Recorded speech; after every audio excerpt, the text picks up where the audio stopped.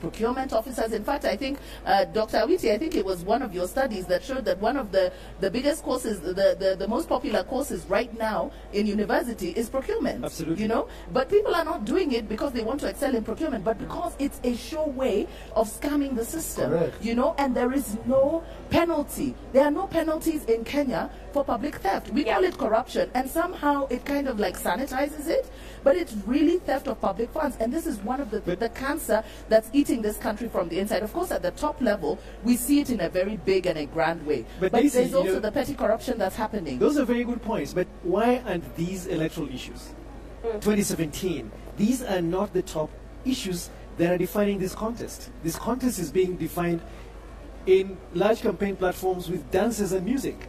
Well, in all fairness, it has come up in the debates. I remember the Deputy President, William Ruto, said in one rally that NASA has no moral authority to talk about corruption because they are funded by cartels and people who are deeply interlinked. So it's the kettle and the pot. Who's no, black? but first of all, how does the government actually make a statement like that? Because if you know that it is being funded by corrupt people and cartels, why haven't you arrested them? Why haven't you, as government, taken action? They would say that they are not the DPP or the police, but the fact is, he should have been here last week saying that, you know, on live TV, debating his opponents and be able to acquit himself from all the allegations of corruption himself. I mean, just the other day, we had a cholera outbreak in his hotel. That hotel was not closed. They say the food was outsourced. No, it doesn't matter. The fact of the matter is this: they say that they say nobody can go to Jacaranda, for instance, and apparently Jacaranda did not provide food to that conference. Great. So the question is, we need these leaders, whom we are paying quite a lot of money, to be able to come and answer these ethical questions. What I wanted to say about education is real quick, sir. They have courses that are not even university courses. That somebody goes to university from first year to study real estate transaction from university, and this is not within a study leading to a law degree. That is Bachelor of Real Estate. All right. I mean, these are jokes. Follow the money. Ladies and gentlemen, let's leave it there. We are now ready for the second presidential debate. It is debate night in Kenya, and we're going to go straight now to the auditorium of the Catholic University of Eastern Africa, because we're all set on all the TV stations and participating radio stations to give you the second of the presidential debates.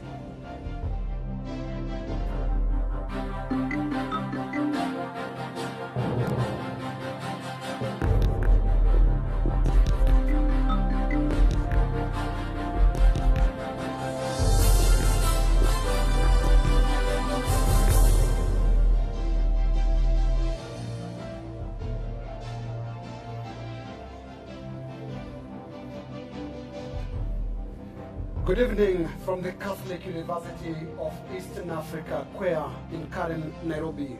Welcome to the last of two editions of the Presidential Debate 2017. My name is Linus Kaikai of NTV. And my name is Joe Ageo of KTN News. This debate has been organized by Debates Media Limited, a broad partnership of mainstream media houses comprising television, radio, newspapers, and online platforms. The format, rules, and guidelines of this debate have been developed by the Debates Media Limited in keeping with the best international practice and have also been aligned with the context of Kenya and Kenyans. Now, these rules have been shared with all the 8 presidential campaign teams, and the rules prescribe that only presidential candidates duly nominated by their parties and cleared by the IEBC can take part in tonight's debate. And as your moderators tonight, we shall be guiding discussions between the presidential candidates on selected topics that have also, as per regulations, been shared with the respective campaign teams. The questions are, however, our own and have not been shared with anyone. Now, this debate is taking place in front of a selected audience that includes ordinary Kenyan voters. The audience will quietly follow the debate, no jeering or cheering, no clapping or any form of applause, except from a moment from now, as we welcome the candidates on stage. As prescribed by the format, the candidates for the debate must have attained 5% and above of the popularity ratings in any recognized recent opinion polls. And the only candidates placed by Ipsos and Infotrack above this threshold are President Uhuru Kenyatta of the Jubilee Party and Honorable Raila Odinga of the NASA coalition. Now, both candidates have been duly invited for the debate, but at this hour, we only have present here NASA coalition's candidate, Honorable Raila Odinga, whom we now welcome on stage. Let us now put our hands together for Honorable Raila Odinga.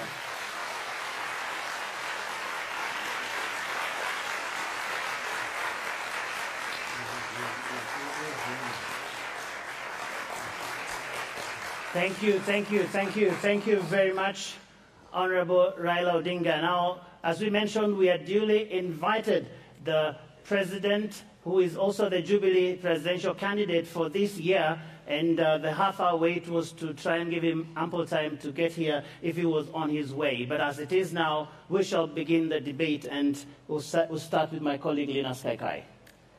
Thank you, Honorable Raila Odinga, for turning up for the debate. You need no introduction, so we are going straight to the issues of this debate. Yesterday, opinion pollsters, specifically Ipsos and Infotrack, released their findings. And one of the findings down there was that a majority of Kenyans, according to Ipsos, 61% of Kenyans feel the country is headed in the wrong direction. Only 27%, according to Ipsos, of Kenyans think the country is headed in the right direction. Where do you belong, Mr. Odinga, 61% or 27%? Joe, thank you very much. Allow me first to greet Kenyans. I know that very many Kenyans wanatazama mjadala wa siku huu kwenye runinga. Kunataka kuchukua fursa kuwasalimu na vile vile kuambia ya kwamba tumekuja hapa kama Wakenya kujadiliana juu ya shida ambayo imekumba Wakenya wote kwa jumla, na sio tu kuja kwa mambo ya upinzani, lakini kutafuta suluhu kwa yale shida ambayo inakumba sisi kama Wakenya wote. Karibuni na asanteni sana. Having said that, let me now come back to the opinion poll, Ipsos and Synovate. Joe, don't just believe that it is the polls that we should be talking about. We're talking about the Kenyans themselves, how they feel. And I have traveled around this country over the last 1 month in the campaign, and Kenyans are hurting. Majority of Kenyans are hurting seriously. The cost of living has gone up very seriously. From the last time, from 2013 up to now where we are, the inflation rate has gone up 40% cumulatively. That is the cost of living 40%. But the average wage has only increased by 12%. And this is being felt by the people. Wherever you go, you are told about unga. Unga, that's why we call it the Unga Revolution. You know that the price of the maize meal was 110. It is now 150, 180, sometimes 200. The price of sugar is nearly 200 per 2 kilogram. The price of milk, which used to be 36 shillings, is now 60 shillings. But they buy it from farmers at 35 shillings. So generally, the Kenyans are justified in feeling that the country is headed in the wrong direction. And the issue is unemployment, and that issue is corruption, which is actually hurting our economy. The runaway corruption, what we call mega corruption, the Jubilee government. This really is, in my view, the cause of dissatisfaction by the people of Kenya. And Honorable Odinga, you're running for president for the 4th time, if I'm not wrong. And for the 4th time, you're running for the presidency of this country against the backdrop of very sad statistics, if Ipsos and Infotrack findings are to be believed, especially about the cost of living, corruption, and unemployment. What is your answers to these things, and why do you see yourself as the answer to these questions? Yes, Joe, this is my 4th time running, correct? And as you know, that I lost once in those other previous 3 elections. But I am running here because of my commitment to change in this country. I represent change. The coalition that has chosen me as their candidate, the National Super Alliance Coalition. It's a coalition that wants to bring change to our country. We think that we have a solution to the problems. For example, I mentioned the issue of mismanagement of our economy. That's the reason why we have got runaway inflation in the country. This government has borrowed, and they've borrowed very expensively. They've run away from the concessional loans and have gone for commercial loans with actually no maturity rate. And then borrowed and not invested properly, so that most of that money has not been invested in what you can say job-creating opportunities in the country. That's why the unemployment right now stands at 40%. You have 12 million youths who are on the streets looking for jobs. We believe that we can find a solution to that problem. We believe also that we can deal with the issues of inclusivity in our society from the ethnic point of view, from the gender point of view. We also believe that we can be able to turn things around economically, can create fiscal discipline so that we can be able to raise sufficient revenue and invest that revenue also properly. At the moment, every shilling that is spent, another shilling is stolen, ends in the private pockets of the people. We are going to deal with the issue of corruption also as a coalition. Mr. Odinga, I would like to hear more specifics on your plans, and starting with the question of the cost of living. Some of the proposals you have put there have been dismissed as unrealistic in a free market economy like Kenya. You've spoken of reducing rent. You've spoken of reducing the cost of housing. How do you plan to do that? And again, in a free market economy like Kenya? Yes, it is a free market economy. But they have said that the other coalition, or you may call it those who are in government, are pro-business, and we have been described as being pro-market. The difference is basically that those people are more focused on just one small portion of our economy.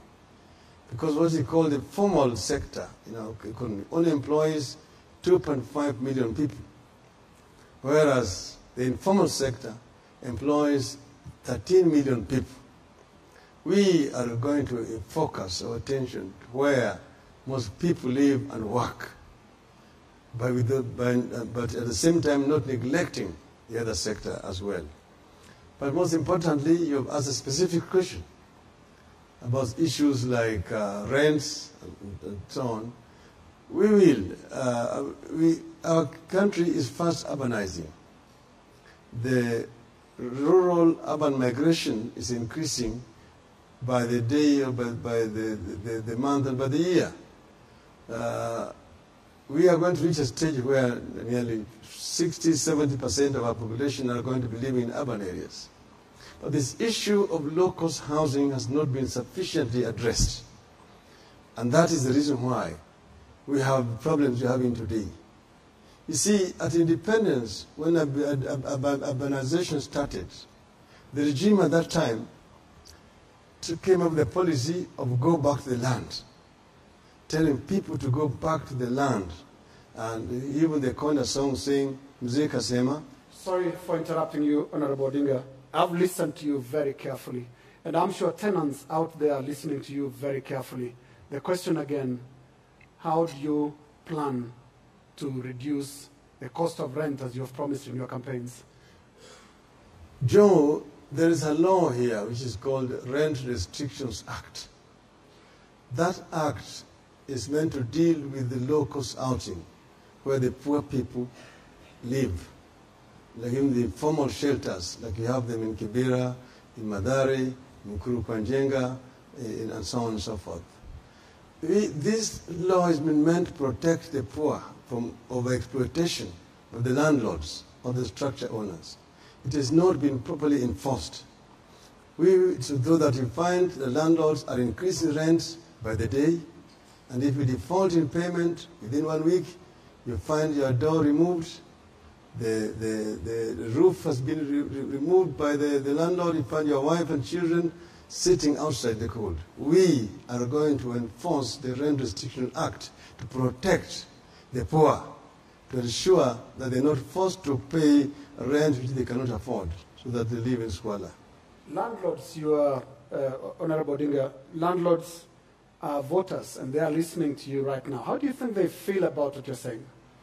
It is a conversation I have had for a long time with the landlords. In fact, they're not landlords. In the slum, they are called the structure owners, because the land does not belong to them. The term landlord means that you've got a land over which you're loading.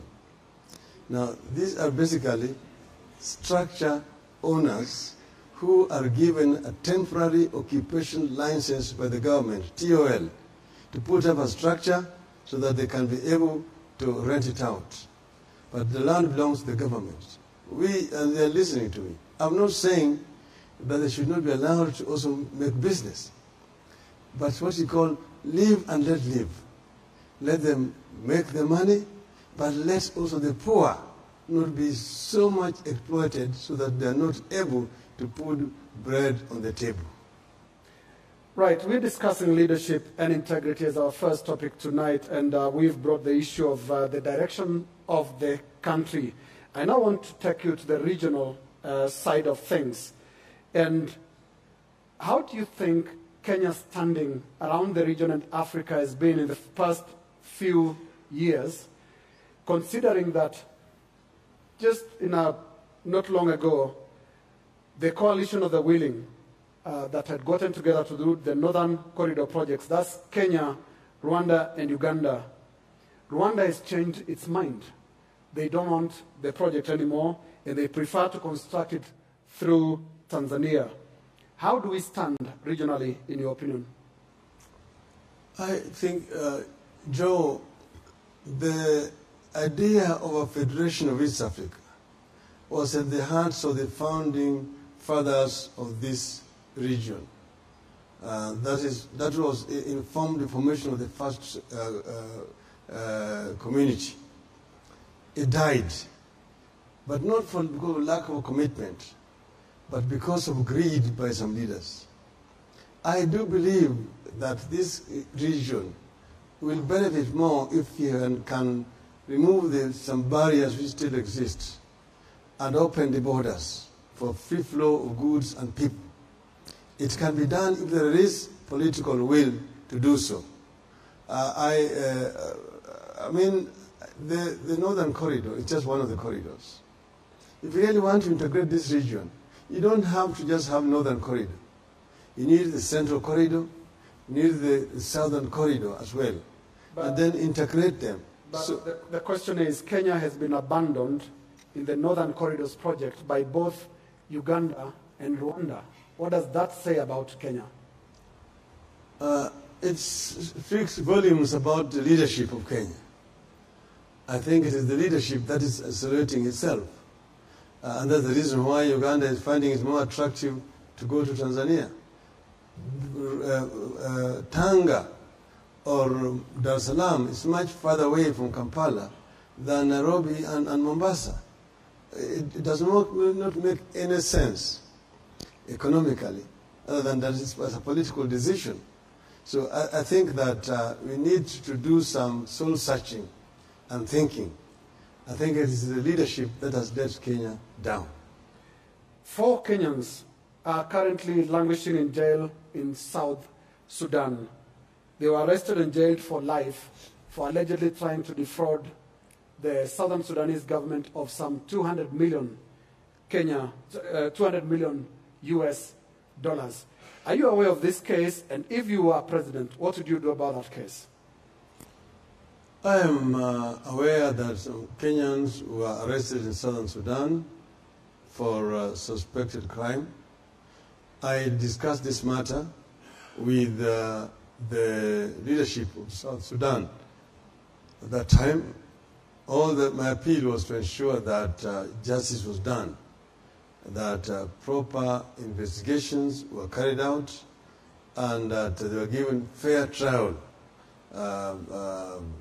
before conviction.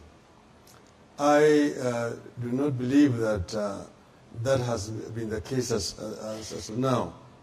We would really plead that those Kenyans are given a fair trial by international standards, so that those who are found to be culpable or guilty then face the law. In my view, that would be my plea to the government of South Sudan. And I do feel that the Kenya government has got sufficient political leverage to ensure that this is done to those Kenyans. I think the relatives of these 4 Kenyans would want to hear specifics on what you would do if you won the election on the 8th of August. Would you move to have them freed? Because the trial, unfair as it was, if you're describing it as such, is already over and they've been jailed for life. Yes, what I'm saying actually amounts to appealing on their behalf. Because I'm saying that I'm not convinced that they have had a fair trial. Maybe by Southern Sudanese standard, but I say it by international standards. I do not think that that was a fair trial. And therefore, I would ask the government to ensure that they get fair trial. I want to stick still to the regional issues and bring up the very interesting issue about a tallying center in Tanzania. Is that true? Are you through or you were still through.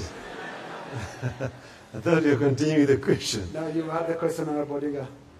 No, Joe, certain things exist in people's imagination. They have accused Tanzania government of hosting a tallying center for us. Why do we even need to have a tallying center in Tanzania? We are going through an electoral process. And the law does not prohibit anybody from tallying the results. The Constitution is very clear, and even the rulings of the courts are now very clear. That the results, as announced by the presiding officer at the polling station, cannot be altered by a returning officer at the constituency level. Tallying. Then the tallying results at the constituency level, announced by the returning officer, are also final, and they cannot be altered by the commission sitting here in Nairobi. That is the law as it stands right now. And Honorable Odinga, we'll come to those details when we discuss but I'm going the to the credibility issue of the tallying center. Yeah, tallying center. Please address yourself to the question of so tallying center. We have made it very clear that we are going to be tallying so that we can be able to compare our results with those of the IBC. So why should somebody be worried about a tallying center, even if it is in Germany, even if it is in the United States, or if it is in the moon? Why should that be an issue? Why should that be a security issue? Because we are just adding up results and storing it. We are storing it unless somebody intends to rig. Why should that be a matter of national importance to the security intelligence of this country? So do you or not have a tallying center in Tanzania? We have a tallying center. In Tanzania? In Kenya, and in Kenya, and in the clouds. Well, Honorable Odinga, let's come to the issue of elections. And you've been accused by your opponents of crying wolf. Every election, you've run for the 4th time now, and almost every election, you always raise questions about the credibility of that election way before it is held. You have, for example, made very serious allegations this year that the election is about to be rigged using, among others, the military. Is that something you would repeat? Is that a statement you would repeat in this debate? Joe, I've not been crying wolf. Kenyans know the truth. You know what happens in 2007? That when we were leading by over 1 million votes, and the total number of votes which were left could not even close that gap, they shut the media, stopped the media from live transmission, and then went on to rig the results. Everybody knows that. Even Mr. Kriegler came and has in his report. Even Mr. Kivit himself, when he was asked, he said he did not know who won the elections. That's the chairman of the Election Commission. Last time, the results are also now out.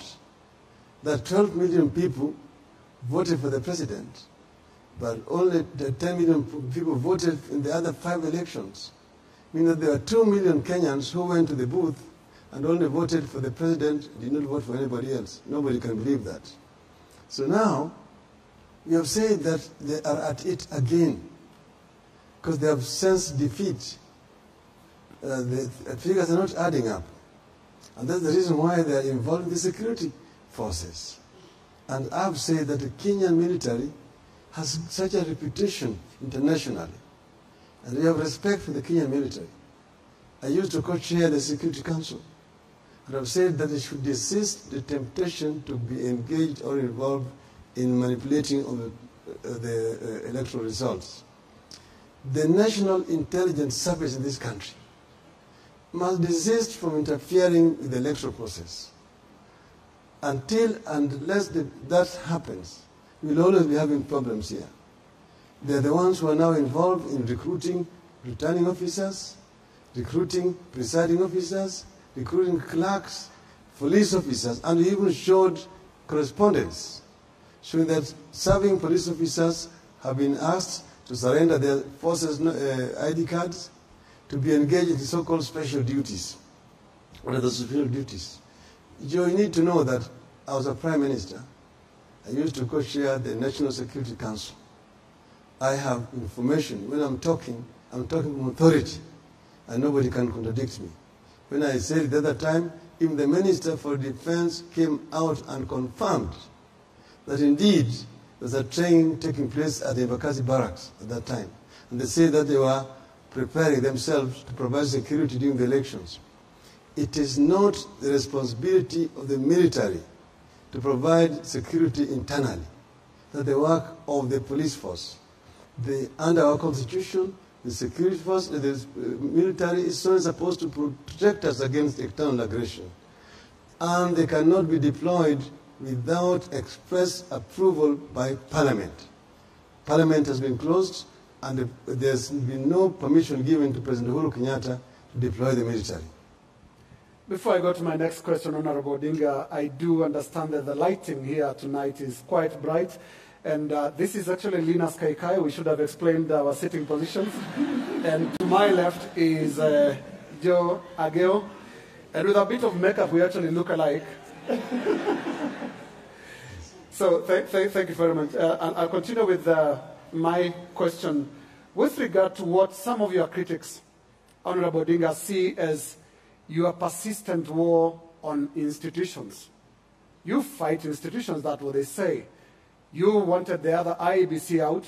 They were removed. You have a new IEBC. You still have a problem with that IEBC.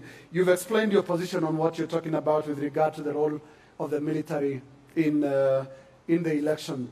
You are known to have spoken very strongly against the institutions like the provincial administration or former provincial administration. Are you a man on the warpath against institutions? And given a chance, what would you and how would you relate to these same institutions if you became president? Joe, I'm not fighting institutions. This is Kaikai. This is Linus. Sorry. I'm sorry. This is Linus. You said you look alike.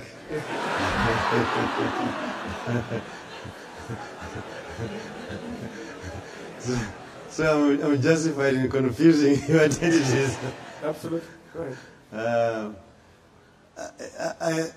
Whenever you see me criticize an institution, I'm not doing what you call negative criticism. I'm doing what you call constructive criticism, with a view to trying to make those institutions change. You know, we have a new constitution. If we had not been fighting the institutions, we would never been having we would not be having a new constitution today, because everybody else wanted the status quo to remain. Remember the talk at that time that Kanu will rule for the next 100 years. The country was not cohesive enough for multipartyism, and so on. So we all the times want to bring improvements.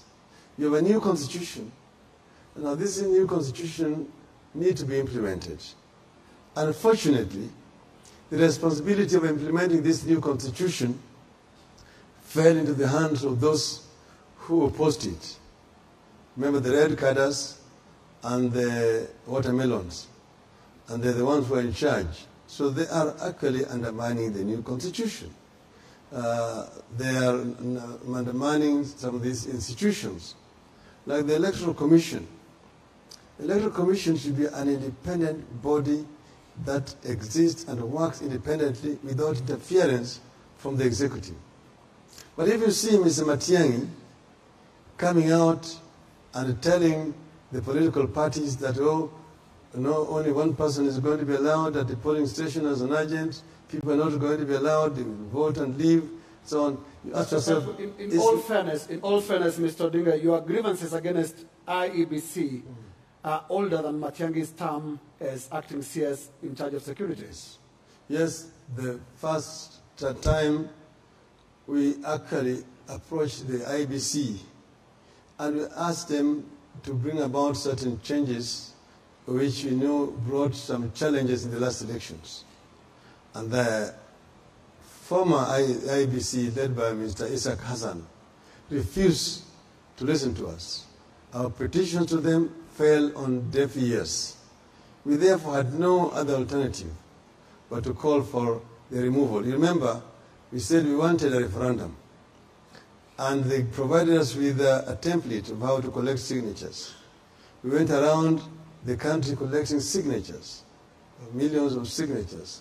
When we presented them, they used a technicality to rubbish all that, and instead of allowing us, if we were short by a few hundred, to fill the gap, they said the process was closed. In other words, they did not want a referendum to be held.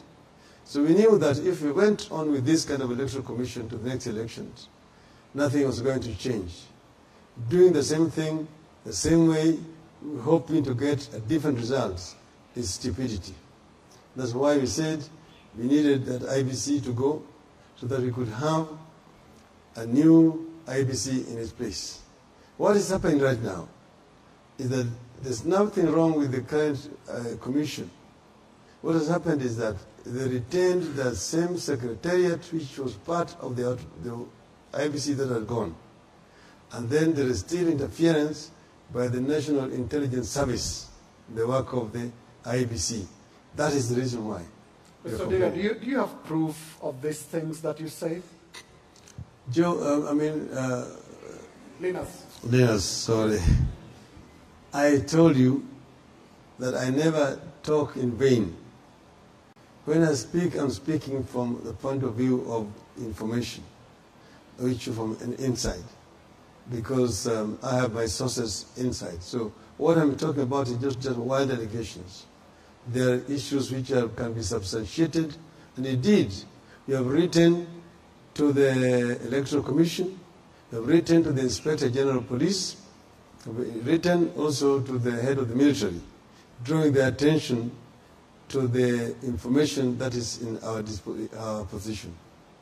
Right. Let me come to the issue of defense and national security, which is one of our topics on leadership. And Honorable Odinga, you've stated several times that you want Kenyan troops out of Somalia, but you've never, with clarity, indicated how you intend to tackle the persistent problem of terrorism, especially Al-Shabaab activities inside Kenya, Lamu, and other coastal areas. What do you propose to do after pulling troops out if elected president? Joe, I was at the National Security when we took a decision to send our troops into Somalia. But I had, as a Prime Minister then, to go to Parliament, move a motion seeking parliamentary authority for us to deploy our troops. We called it Operation Linda Inch, meaning that Operation Defend Our Country. When they moved into Somalia, then we got information from the military that just pushing the Shabab in Somalia will not amount to much unless we liberated the port of Kismayu, which was their main source of supply. We did apply for international support. The US declined, the EU also declined. So we therefore decided to use our own military, the Air Force, the Navy, and the Land Army to liberate the port of Kismayu. That caused a relief to Ugandan troops which were marooned in Mogadishu. Thereafter, we should have retreated back to our borders. But what happened was our troops were then rehatted and made part of the AMISOM troops inside Somalia. In the meantime, the Al-Shabaab has continued to penetrate our territory and carry out attacks in Mandera, in Wajir, in Lamu, and so on and so forth. The AU had passed a resolution saying that neighboring countries should not send their troops into their neighbors' territory for fear of retaliatory attacks. We have now witnessed to these retaliatory attacks. We saw what happened in Westgate. We've seen what has been happening around. So what we said is that we need to withdraw our troops strategically from Somalia to our border and seal our border and provide strategic support to the AMISOM troops inside Somalia. And then at the same time, increase our intelligence here, intelligence gathering, so that we can be able to nip any pending attacks in the bud. We saw what happened in Mandera, saw what happened in Westgate the other time. I want to say that if I'm president, I will not be watching the Formula 4 in Dubai when Al-Shabaab are attacking our people in Westgate. I will lead from the front. And I think that this government has not done exactly what is needed to provide sufficient security for our people. Honorable Odinga, sticking to the Al-Shabaab question, I would like you to respond to some of the accusations that have been coming through from the government. Back in 2015, I think, when Mpeketoni was attacked, President Kenyatta, who is not here tonight, claimed that the attack in Mpeketoni was political. Last week, in the wake of the attack that included the kidnap of PS Mariam El Mawi, Coast Regional Coordinator Marwa Nelson claimed that politicians were behind these attacks.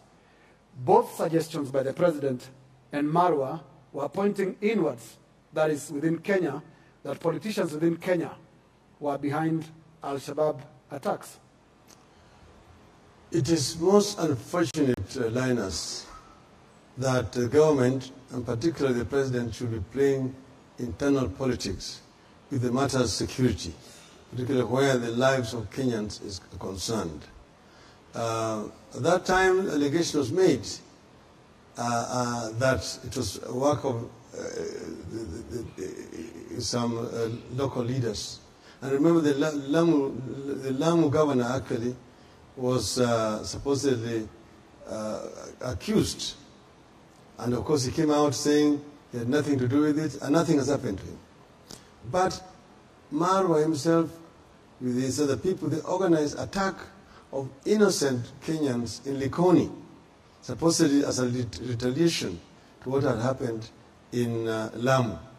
The Al-Shabaab, of course, owned up and said that they were the ones who were responsible for the attack in Lamu. The other time, we saw what was happening in Garissa, the attacks in Garissa. You see the level of unpreparedness of our forces. When students were attacked in Garissa and they were crying for assistance, it took more than 7 hours for us to send support from Nairobi, for the Kenya Air Force to send support to go and rescue those students in Garissa. On national days, you always see the parades and the air shows. Oh, jeshi letu la taifa, kila mara wako tayari kutulinda. Jani hawa mnaona wanaanga, mnaona hawa. They were not there when the Kenyans needed them at that time. And the same thing has happened in Lamu. Instead of actually taking what is happening in Lamu seriously, they are playing politics with it. This is very serious and is the most unfortunate that this should be coming from what is supposed to be the commander-in-chief of the armed forces of our republic. Honorable Dinga, the structure of this debate was supposed to accommodate your opponent, Uhuru Kenyatta, who has not turned up, but I'm sure he's watching. And we are going to be taking a break in a short while and continue with the second part. But before that, I need you to address questions of integrity. What is your position on integrity? Because you've been accused many times of taking positions that are convenient. In corruption scandals, for example, affecting political personalities close to you, you do not come out as strongly as you come out on other cases. My colleague Joe Ageo will be addressing the issue of corruption, but I'll just ask you on a bit of your personal handling of the 2008 food security strategic grain reserves importation, in which your own Chief of Staff, Karoli Omondi, signed, and this was captured by a PwC report that indicated that that was unprocedural. And indeed, you are also in the middle of what was then a maize importation scandal. Thank you very much for that question. Now, let me go straight to the specific question you've asked about maize scandal. You know, the maize scandal itself was a bigger scandal. But before I go to the actions I took, there were people who had been mentioned, including ministers in that maize scandal. There were two of my officers, my Chief of Staff and my Permanent Secretary. I immediately asked them to step aside so that the investigations could be carried out. With respect to Mr. Karoli Omondi, the investigations were carried out by PricewaterhouseCoopers. Because yes, Mr. Karoli Omondi had signed authorizing the National Cereals Board to do the importation. What had happened was that there had been delays by the ministry and the NCPB to place the order for maize consignment coming from South Africa. As a result of which, the prices had gone up because the port of Durban was not available and they had to ship to Maputo. We had to go to Cabinet to seek Cabinet authority to pay additional 14 million shillings for that consignment. Once the Cabinet had authorized, I instructed Karoli Omondi to inform the Cereals Board that they must place the order immediately so that the cost does not go up again. The Cereals Board then demanded that he signs that he had authorized. I told him the memo was going to come from then the head of public service, Mr. Mdaura. containing the cabinet approval. That cabinet approval was eventually shown to Price Waterhouse. Mr. Claudio Mondi was cleared. The same thing with my permanent secretary. But you need to know that I also suspended the minister in charge of agriculture, who had been giving his friends letters to go and take maize from the National Cereals Board, the current deputy president. But that decision was countermanded by the president. And I would like you, Honorable Odinga, to be more clear on the issues you're addressing right there. The meeting of the 30th July 2008 in your office, attended by Naomi Sheban, Minister for Special Programs, William Ruto, Minister for Agriculture, and John Mishuki, Minister for Finance. And from our sources, this meeting was split because you preferred yourself getting maize from South Africa. Naomi Sheban and William Ruto, on the other hand, preferred to get it from Tanzania. And it seemed, according to the details of that meeting, that you lost that argument. I did not lose the argument. I was the Prime Minister. I did not lose an argument. We were very flexible. It needs to be known that at that time we were looking for maize which was GM-free. And it happened out that at that time it was only in South Africa.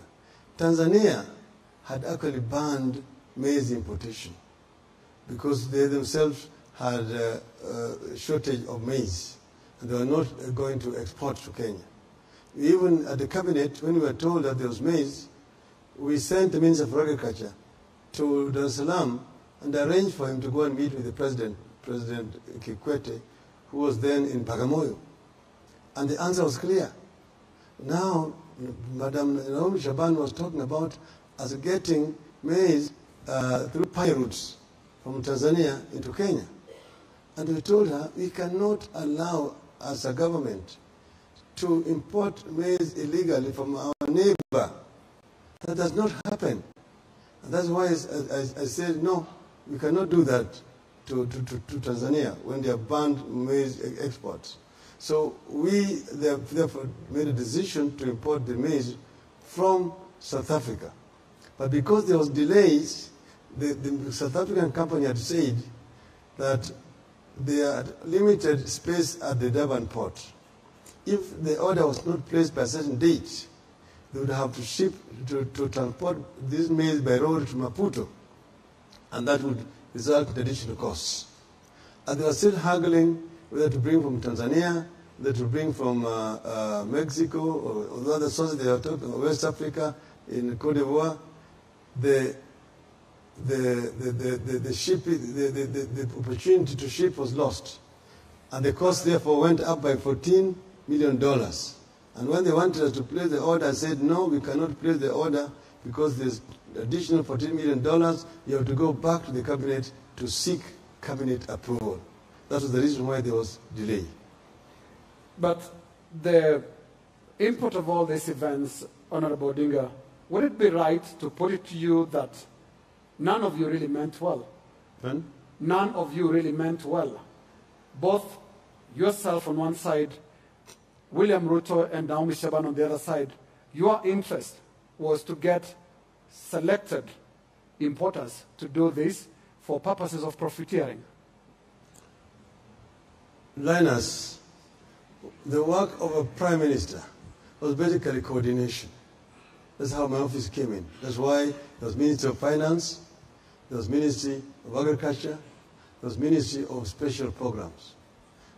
Ministry of Finance, because they were paying, Ministry of Special Programs, they were the users, and Ministry of Agriculture, for obvious reasons.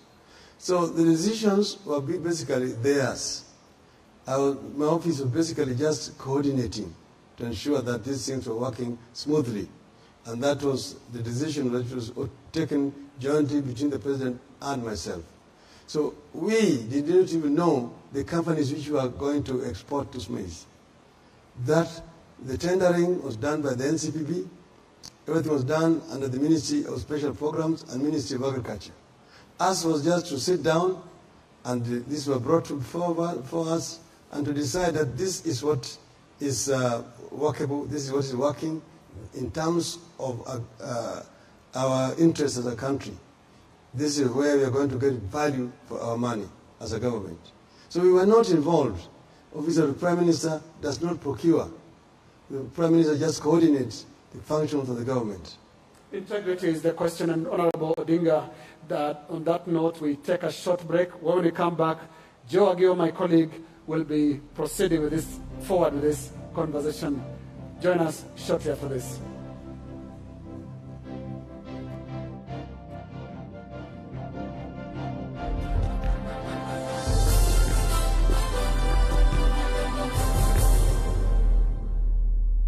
When the power of love overcomes love for power, the country knows peace.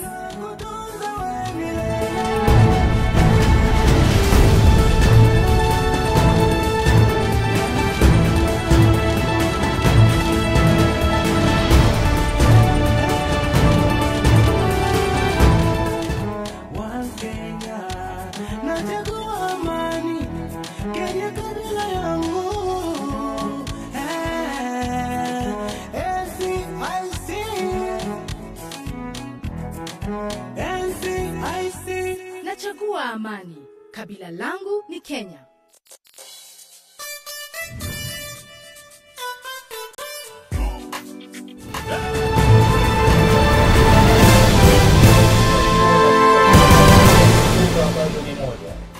Tuhakikishe kwa kuwa tunayempeleka safari hii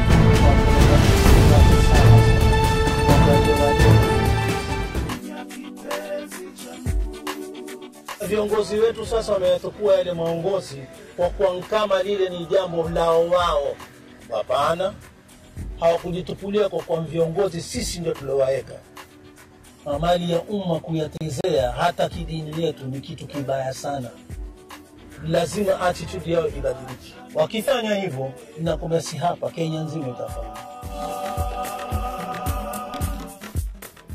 Mwananchi, kagua kabla ya kuchagua.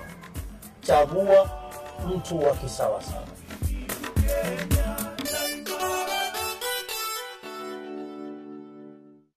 Aga state in account, lazima to turn up and vote. Because your vote is your voice. And we need to hear it. We can show all our leaders full support. Without causing division amongst ourselves.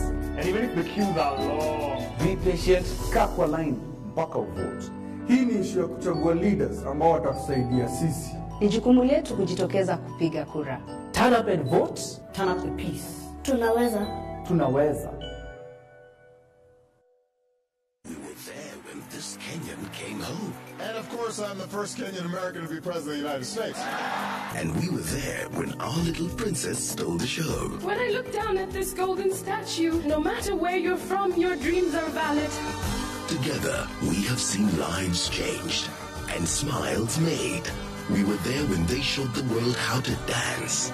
And together, we saw this lion find his way from the dusty fields of Mufurua to the bright lights of North London. We have shared the most incredible moments together because DSTV and GoTV have not only brought the world to Kenya, but taken Kenya to the world.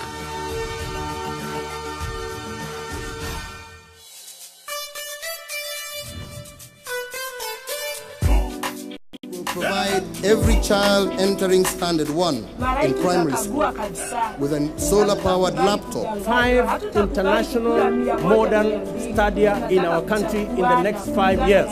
We need better pay. I need a job. I need a teacher who pays attention to me. Natamani ningeweza kuafford chakula. Gharama ya nchi imekuwa juu sana. Hata mahitaji yangu kila siku siwezi afford. Nami pia nahitaji usalama. I need a president who cares about me. For 4 long years, too many Kenyans have suffered from the system of government. I promise you a better one where every Kenyan will be looked after, where every Kenyan will have good opportunities. On August 8th, vote for a government that will care for you. Vote for Raila Amolo Odinga. Pigia baba kura. Mambo ya badilika. We will provide every child entering Standard 1 in primary school with a solar-powered laptop.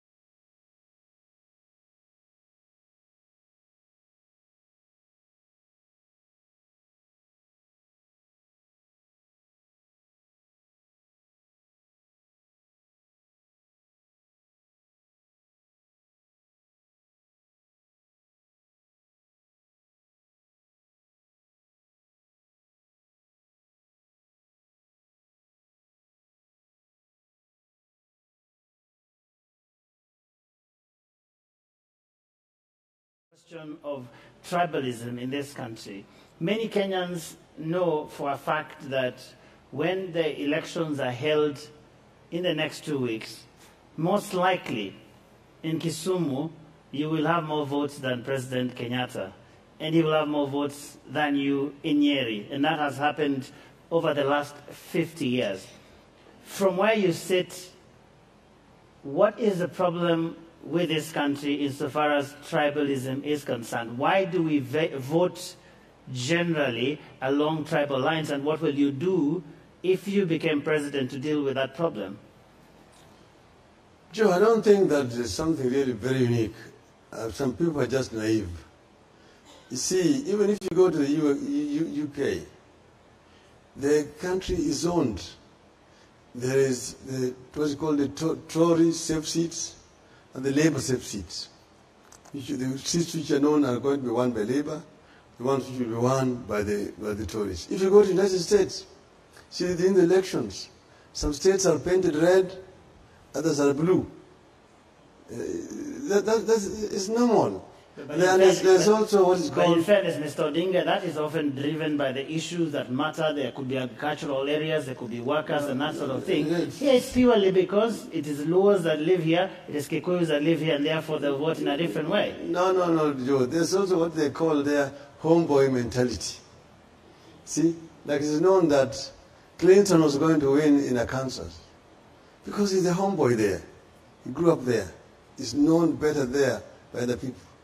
So the fact that Uhuru Kenyatta will get more votes in Kiambu than me, because they see him, this is our boy.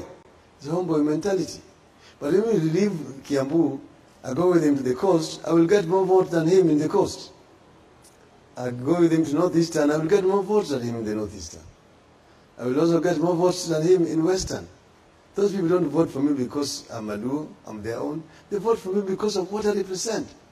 So that is where you get the balancing. That after he has left his community, we now go to other communities who will vote merely on what somebody stands for. So is tribalism a problem in this country, according to you? What is the problem here is ethnic inclusivity or exclusivity. And that's what we want to address. Like right now, the Jubilee government has basically divided this country. They basically have got two people with their friends, not their communities. Because I would be wrong to say that the president represents his community. Because I know of a number of Kikuyus who don't believe in what is happening. They say that this is just a club of friends and family members who are benefiting from this regime. And likewise his deputy. So we are going to expand this the governance structure of this country and be more inclusive to ensure that every Kenyan, irrespective of their ethnic origin, gets equal opportunities and that there's no community that is excluded. But Mr. Odinga, people who look at your own record often charge that while you were Prime Minister, that your office had quite a number of people from your ethnic community, and that as a matter of fact, even in your politics, there are people who are related to you who often get nominations to run on your ticket, and that somehow your politics has also been defined by tribal-inclined decisions. Joe, if you go and look at the list of officers in the office of the Prime Minister, it was the most inclusive office that has ever existed. Because it was new, we started it, and most of the heads of departments came from all parts of the country. Even the junior staff in the office of the Prime Minister came from all over the country. So that allegation does not bear the reality on the ground. And the facts are there, you can go and examine them. You come to people who are appointed. I did not know, Joe, that if you are now in the government, you are Prime Minister, then none of anybody remotely related to you can be employed by the government. I didn't know that. The only person who was employed was my sister, who was employed as an officer, consulate in LA. And she was a competent Kenyan. She got a PhD, and she was chosen by the Minister of Foreign Affairs, had nothing to do with it. But if I were to begin now, I don't want to embarrass President Uhuru Kenyatta. If you want to look at this Jubilee government. But you have accused him, for example, of allowing his relatives to do business with government. What's the difference? Which relative of mine was doing the business with government when I was in the government? Well, you said some were employed when you were in government. I just mentioned one case. I don't know which other one. I don't know any other one. That's the one they've been talking about. And that amount to be made too many. And that was also a junior position, just a councillor, not an ambassador at all. But if you look at the government today, if you begin to do a roll call, I think the government will be embarrassed. So I don't want to go along that line. Okay, Mr. Odinga, you have about 1.1 million followers on Twitter, and there's a lot of hate going on there. And I haven't seen you, for example, use your Twitter handle to say something about it. There are a lot of people who say bad things to other Kenyans in your name. Joe, social media is a free media. You don't regulate it. You don't even know who is speaking there. Sometimes people put your name there and they speak on your behalf. So I don't want to interfere in the freedom of expression. People say all sorts of things that they want to say, and I don't want to regulate it. It's a freedom of expression, and it's something that is new. Maybe you people in mainstream media are also not used to it. Are you saying you have no responsibility there as a leader? Because there are people who say that social media funds violence. If, for example, there's violence in this election, that would be a very active playing ground, no? I will no brief for people in the social media, but you need to know that social media exists also in the United States, in Britain, and so on. I see Mr. Kaparo charged how to gag social media, how you want to stop them, hate speech, and so on. I hope this is not an excuse to do what they did in Uganda during the election time, shutting off the internet so that they could exclude social media. I think that is a freedom of expression which should not be interfered with. All right, Mr. Odinga, before we move to the next stage where we'll open this to the audience here, I want us to revisit an issue that my colleague Linus touched on, and this is the issue of corruption as our next segment here. And you said that one of the reasons why the cost of living is rising in this country, and one of the reasons why you believe the country is headed in the wrong direction, is because of runaway corruption. As president, if you get elected, what will be your specific role in the fight against corruption? Joe, corruption exists virtually in every country. The difference is that in some countries, when it is uncovered, action is taken against the people who are involved. And that is where we are different. That's the reason why Kenya ranks very high in the Transparency International Anti-Corruption Index. I think this now rank Kenya as the third most corrupt country in the world. Kenya is playing in the Super League of corruption. The giants like Nicaragua, Sri Lanka, DR Congo, and so on. But even during your time as Prime Minister, we still were ranked together with Nepal and Nicaragua. No, we were lower. We were lower. We have climbed much higher now. But what was happening is that we kept on going lower and lower from where we took it, when we took over from Kanu. But tell us what, as president, you do. What I'm saying is the action is what is lacking. And here I say that the buck stops with the president, that action needs to be taken. When we were forming this NASA coalition, we sat down among ourselves and deliberated seriously on this issue. That's why you'll find it in our coalition agreement. You say that every a member of this club will ensure that they don't do business with government, and that includes also their relatives, and that action will be taken against public servants who are involved in any kind of corrupt act. If you find a situation where a president convenes a meeting in State House to talk about corruption, and then admits publicly, I've done this, I've done this, I've done this, and this, what do you want me to do? I've failed. Basically, expressing failure. I say, Mr. President, the buck stops with you.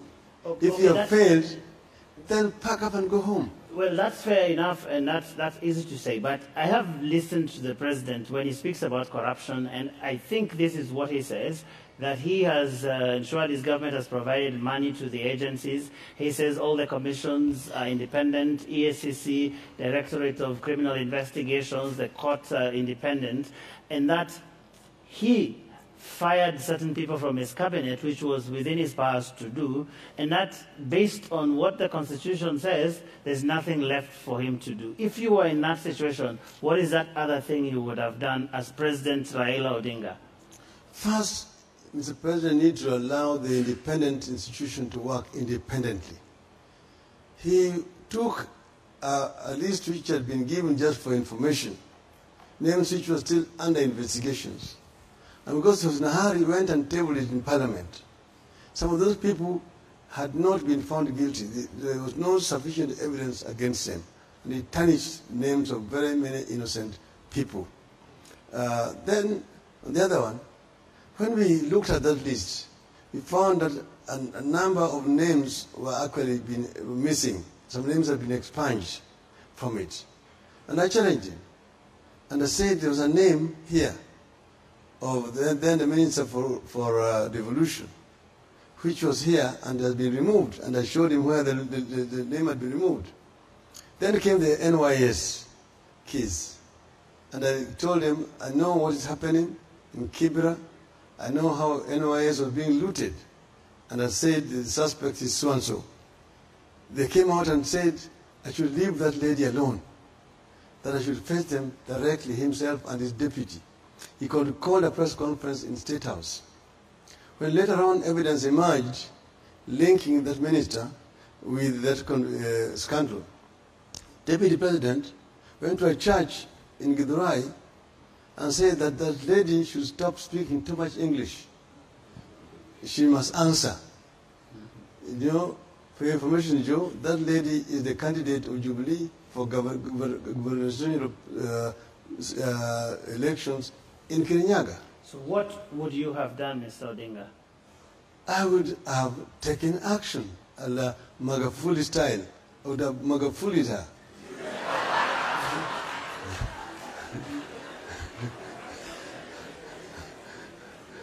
So take the NYS case, for example. What would you have done about it that is different from what President Kenyatta did? NYS case? Yes. There was glaring evidence. Those companies which were formed are all fictitious names. They're basically people who are fronting, or the people behind it. It's very easy to find out who is behind this company, this company, this company. I can even tell you the individuals who are involved. I will ensure that action is taken, that money is recovered and put to good use. I told you that the mega corruption of Jubilee, amounting to about 350 billion shillings, is also responsible for our plight today here.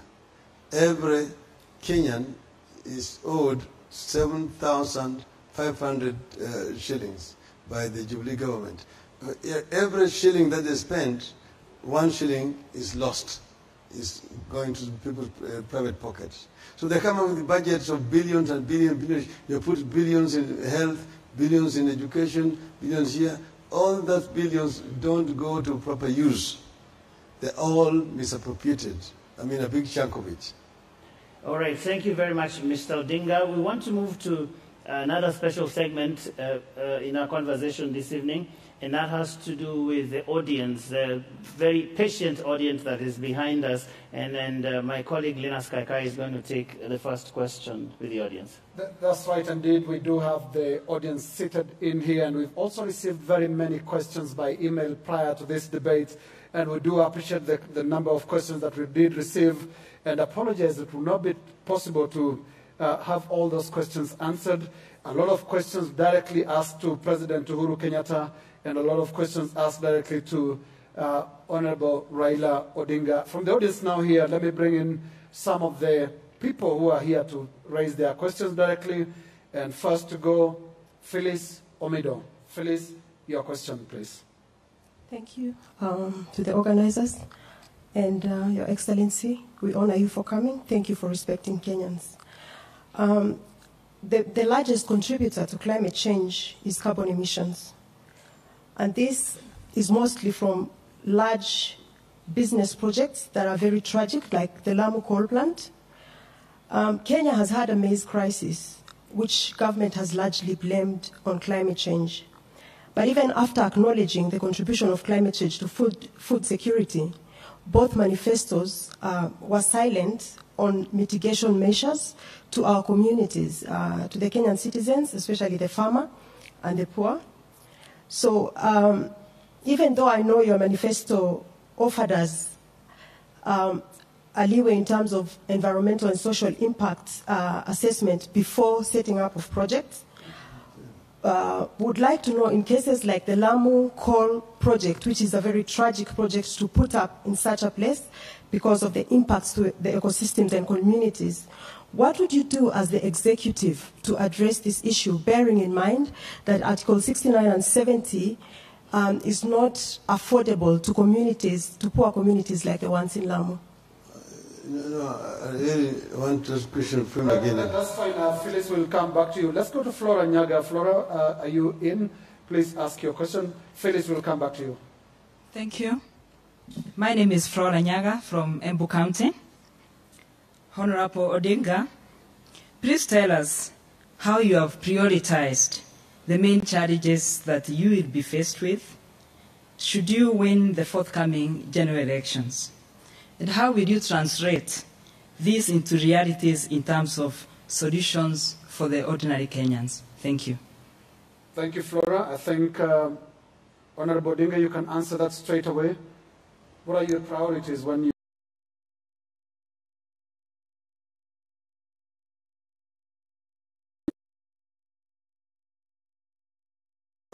Thank you very much.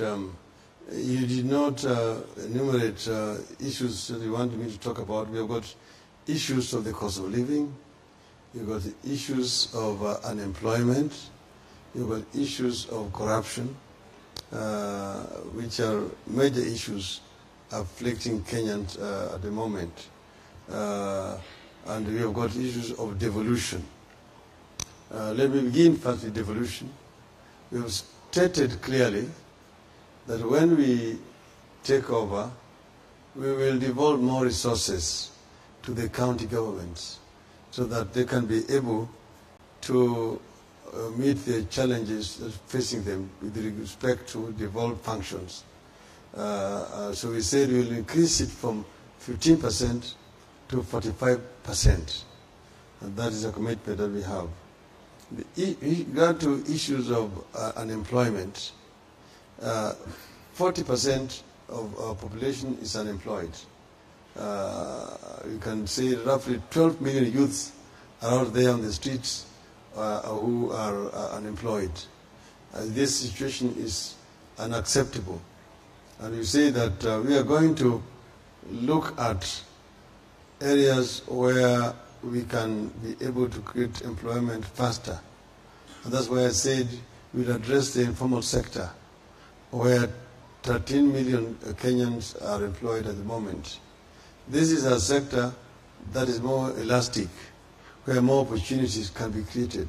You have said we are going to set up industrial parks in all the 47 counties, which will give youth opportunity to be more productively engaged. There they will have the facilities, the equipment, will receive training so that they have the skills, and they will have also access to capital so that they can work. Then the issue of the cost of living, we will also address the issue of food production to be able to provide for our ever-expanding population, which is not the cost at the moment. And in order of priority, Honorable Odinga, if I understood for Onyaga well, what are you going for first as soon as you take office? First, the issue of putting food on the table, reducing the cost of living for the people. This is our priority number one. And we will address the issues of cereals, particularly unga, so that we can be able to lower the price of maize flour in the country. We can deal with issues of sugar, issues of milk, and so on. We deal with issues of wages. We deal with issues of rents, as I've mentioned. The issues of the cost of transport, particularly for the urban, and the housing issues. I'd like us to take as many questions as we can, so I would like to bring in Josephine Mongare. Josephine, your question? Thank you very much, Right Honorable Minister, Prime Minister. My name is Josephine Mongare. I'm the FIDA chairperson. And as women of Kenya, we have felt very, very excluded in the current setup. When we look at your coalition, we look at the Jubilee coalition, we do not see you women being prioritized and being at the front of these election campaigns. Now, seeing the data from the IEBC, women have only managed 9% of candidacy. This clearly means that the National Assembly and the Senate will not make the one-third constitutional requirement. Would like you to share with us today, as women of Kenya, what are your strategies should your government take over on the 9th of August? What strategies do you have to bridge that gap? One, in your government, and two, in Parliament. Because we have done what we could do as the women of Kenya to make sure that the 11th Parliament passed a law which was not possible. Now we are going to an election, and clearly we will not achieve one-third gender role. Thank you. Thank you, Joseph. Yeah, the issue of women inclusion is very central to our policy. And when we talk about this, it is not just a question of women being members of county assembly, members of parliament, members of the Senate. We're talking about opportunities available for women in society generally, because that's where we're going to absorb more women. Because we're talking about parliament, you're talking about just 350-something people. It's pretty very few. There, what we need is to have a law passed. And as you know, although Jubilee had said they were going to do it, the parliament was closed without them doing it. And in parliament, we had what was called tyranny of numbers. We, as NASA, were very committed to having that law passed. But Jubilee denied us the opportunity to do it. That's why it's important to vote wisely. Vote more as members of parliament, so that we can go and pass the law that will then bring more women into parliament. All right, Mr. Odinga, thank you very much. Our next question will come from Malim. Thank you so much, Joe. The Right Honorable Prime Minister, Harun Malim. According to Kenyan population, about 1.3 million Kenyans have disability. But World Health Organization refuted that and put about 6 million. And as a country, we have beautiful laws. The Disability Act, the current Constitution, and even the Convention on the Right of Persons with Disability. Unfortunately, up to today, there is no policy that operationalizes those laws to make services accessible to these most marginalized communities. From 2006, National Disability Policy is still a draft. When you will be elected as a president in your first 100 days, what will you promise these Kenyans who feel, despite these great laws, they are still at peripheries in accessing the services? And I wish you good luck in your campaigns. Thank you. A very specific question, Mr. Odinga, about disability. We will ensure that the National Disability Policy is passed together with the enabling legislation so that the people with disabilities can be adequately catered for. When I was Minister for Public Works, I actually came up with the regulations to ensure that all public buildings are user-friendly to people with disability. So it is something that we are genuinely committed to ensure that people with disability are given equal opportunity. Because as I believe, disability is not inability, and therefore they must be given opportunity to serve the country. Thank you. And that will be the final question from the audience. Honorable Odinga, two more questions from this desk as moderators of the night. My first question to you, Honorable Odinga, is you come from a family, one of two families that have for the last 50 years plus dominated Kenyan politics.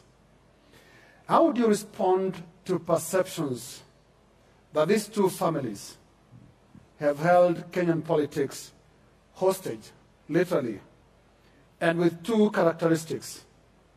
One family moving with a sense of entitlement in terms of leadership, and another with a sense of victimhood.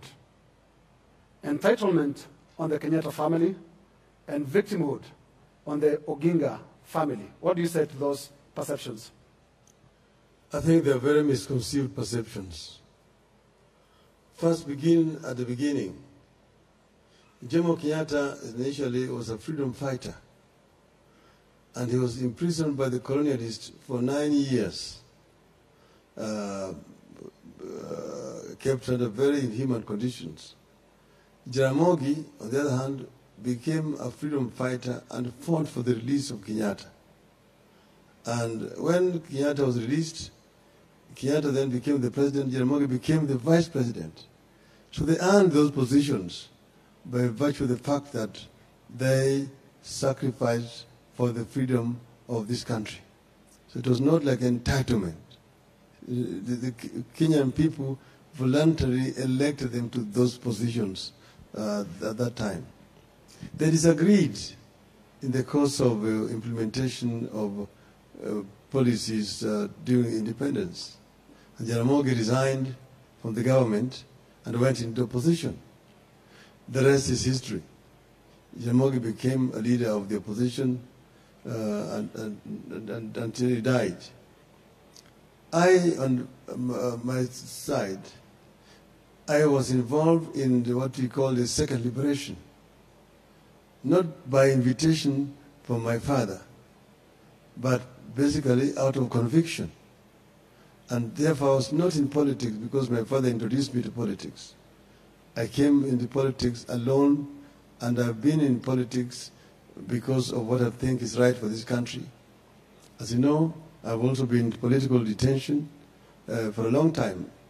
You saw me walk away from that place because of that light interferes with me, and you see my eyes sometimes watering because of damages I suffered when I was in the detention and the poor lighting in detention. That is what damaged my eyes. Now, I have continued on this because I represent the force for change in the country.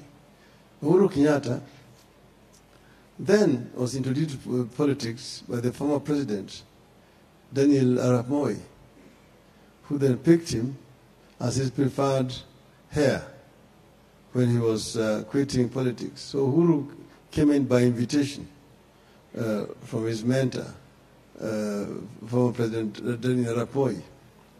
But he's then remained now an actor on his own when Moi left the stage. So he's also not here because his father brought him into the stage. He's a Kenyan, like any other Kenyan. So I think it would be very unfair to infer that we have held this country hostage as families. I think you've answered the question, and I will also be asking you about your relationship with Uhuru Kenyatta in a moment. But I think there's an audience question that we had skipped, Joe. Yes, and that was from Phyllis Omido, so we can do that before we wrap things up here. Phyllis. Thank you. So the biggest contributor to climate change is carbon emissions. This is mainly from big business, especially tragic projects like the Lamu coal plant. Kenya has had a maize crisis that government has largely blamed on climate change. And yet, even after acknowledging contributions of climate change to food security, all the manifestos were silent in terms of mitigation of impacts of climate change to our communities. Now, even though your manifesto gave a leeway in terms of environmental social impact assessment before projects, I would like to know that for cases like the Lamu coal plant, where it's clear that the social environmental impacts will be irreversibly terrible for the communities, what would you do as an executive to protect communities from such impacts? Well, we know that the climate change is a major threat to survival of humanity generally. And that's the reason why it's an issue that must be handled internationally. And that's why we have, as a country, made a lot of contribution to the debate on climate change all over the world. As a Prime Minister, I was very much involved in these matters. We as a country need to take action to protect our environment, to basically reduce the carbon emission coming from our country. Remember, I was responsible for conservation and protection of our water towers, which are 5 generally, and several others. We as NASA actually have discussed that issue, and that's why in our manifesto we're talking about doing due diligence on projects before they are sanctioned. You are talking specifically about a project in Lamu. But I just want to tell you that coal plants still exist all over the world. You go to China, they're there. You go to Europe, they're there. In the United States, they're there. There's what is called clean coal. Clean coal as opposed to just ordinary coal plants. So that is an issue that needs to be looked at more comprehensively rather than just emotionally. And it's not just one plant. There are several plants. So the clean coal projects generally are acceptable internationally. So this is what we need to debate. What kind of system are they putting up in Lamu? Because I know the environmentalists sometimes go overboard. You remember when we were setting up the Sondo Miriu project in Sondo, there was a lot of noise. The Tiomen plant in Kwale elicited also a lot of opposition. I think these are issues that we must look at on a case-by-case basis in order to justify actions that are being taken by the government. If the Lamu coal is a project that is going to destroy or interfere with the environment, of course we will not accept it. So it depends on what technology they're going to use. Thank you, Honorable Odinga. We have 2 final questions before we allow you to make your closing statement. And earlier on, you defended both the Kenyatta and Odinga family about their role in politics. And I now want to come specifically to your relationship with President Uhuru Kenyatta.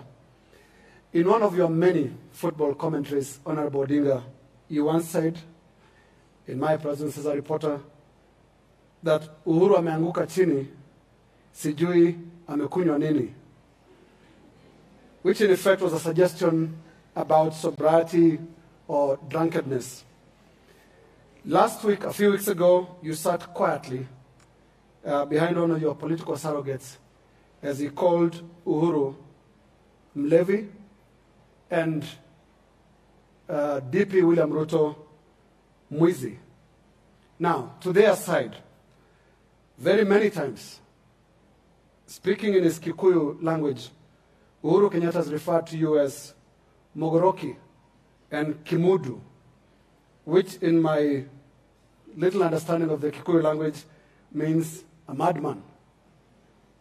The Deputy President calls you, not with in complimentary terms, mtu wa vitendawili.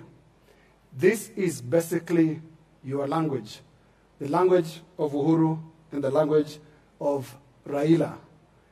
Do you approve of this kind of language for this level of leadership? Two people with a mathematical chance of becoming president.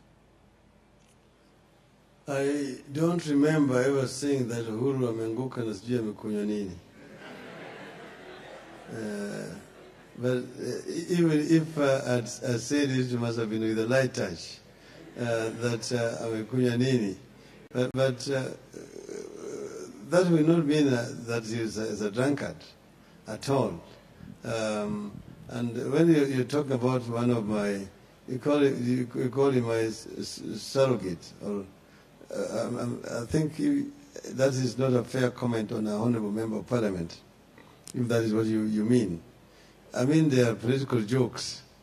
If somebody says that the vehicle is being driven by a drunkard driver and a town boy who is a thief, I don't think he was meaning Uhuru unless they themselves feel guilty. I think that is just said with a light touch. Politics must come up with some jokes. And like when Uhuru refers to me as Kimundu Muguruki, I don't think he means it. I don't think he thinks I'm a madman. But that basically means that the kitchen is too hot for him. So if the kitchen is too hot, get out of the kitchen. You see? And the deputy president, Ateo William Zeo Vitendawili. You see, that means there's something that is issuing him about Vitendawili. And I say that Pilipili Shoila, Yakuashani, if you're having a problem with it, just leave it. So we in NASA, we basically respond seriously to allegations that are made, but we also respond in kind and sometimes in jokes. If the Jubilee becomes very irresponsible, we tell them what we think should be right. That is politics, in my view. All right, thank you. Thank you very much, Mr. Odinga. Finally, there are a lot of Kenyans who are worried about the election we will have in the next 2 weeks. As a matter of fact, there are Kenyans who are stocking up. There are Kenyans who are making plans to travel to different places. There are even some foreign missions that are issuing some travel advisories around this election. Do you share those concerns, Mr. Odinga? I would love to inform Kenyans that Kenyans have a constitutional right to participate in these elections. I think there's some scarecrow. Some people are basically trying to scare Kenyans because they want to deprive those Kenyans of their constitutional right to vote. So people are being told, oh, there's going to be violence around. Some notes have even been written threatening some people so that the people can run away, particularly from urban areas, to go to safety. I have urged our supporters not to fall to this, that they should stay put. I don't see any problems happening. We have said that there will be no violence in Kenya so long as elections are free and fair. And the government has assured us that they are not going to interfere. The IEBC has assured us that the elections are going to be free and fair. So we should not be scared. People should not run away from where they're staying, because by running away, you are actually depriving us of your vote, either Jubilee or NASA. So we want these elections to be won fairly. And we want Jubilee to also desist from trying to manipulate the electoral results, as I mentioned earlier on, using the security forces. We want to win fairly. And if we win fairly, Fine. You've also said that in the unlikely event of us losing, we will congratulate Jubilee. They've been asking you all the times, are you going to accept results? We will accept free, fair electoral results. Outcome. If they are free and fair, we will accept them. All right. Thank you very much, Mr. Odinga. Before you leave, we will welcome you to make your closing comments. Thanks. Let me stand up here. There are two groups of people I did not address. One issue of housing. I did not address it in the context that we are discussing it as NASA. That we are going to invest heavily on low-cost housing that is affordable to the population. Yeah, so, please use the microphone. You're free to use it. Yeah. That we are going to invest as NASA in low-cost housing, which is the problem right now. That's why people are having issues in the slums. That our youth can get decent housing when they get married as families. That happened in Hong Kong, in Singapore, in Malaysia. Okay? The other one are the single mothers. These young ladies who either have divorced, or their husbands have died, or they just got children. These mothers are having serious problems bringing up families. We say that we are going to pay special attention to this group so that they can be able to access capital, so that they can be able to do business or get employment, so that they can be able to look after their children properly.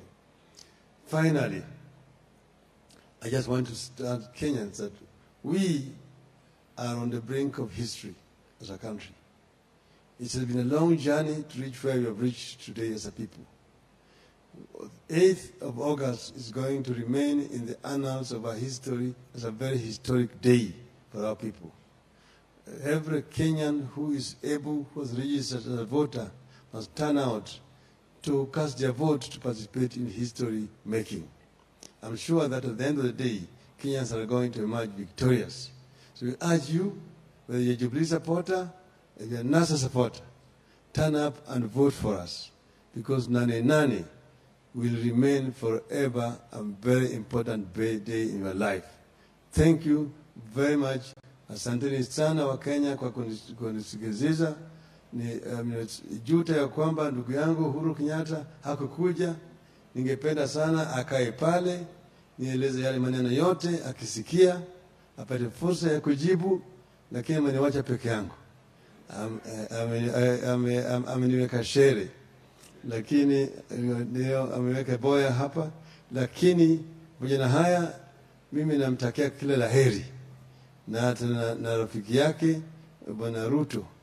Natakia heri, nasema hii mchuano itakuwa ya kirafiki, na yule ambaye atashinda ashinde, na sikubali kushindwa sio mshindani. Shukran, asante sana. All right.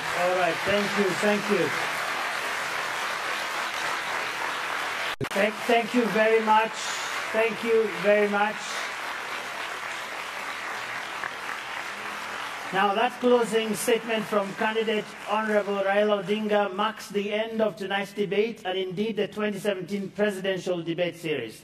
Indeed, we thank the candidate, the Honorable Raila Odinga, for the lively engagement, which hopefully the Kenyan voter watching tonight found useful. Now, on behalf of Debates Media Limited, all broadcasters involved and partners that supported this endeavor, we thank you. My name is Joe Ageo of KTN News. And my name is Linus Kaikai of NTV. Mr. Odinga, you may now step forward for a handshake and further interaction. To our viewers out there, good night and thank you for watching. Good night.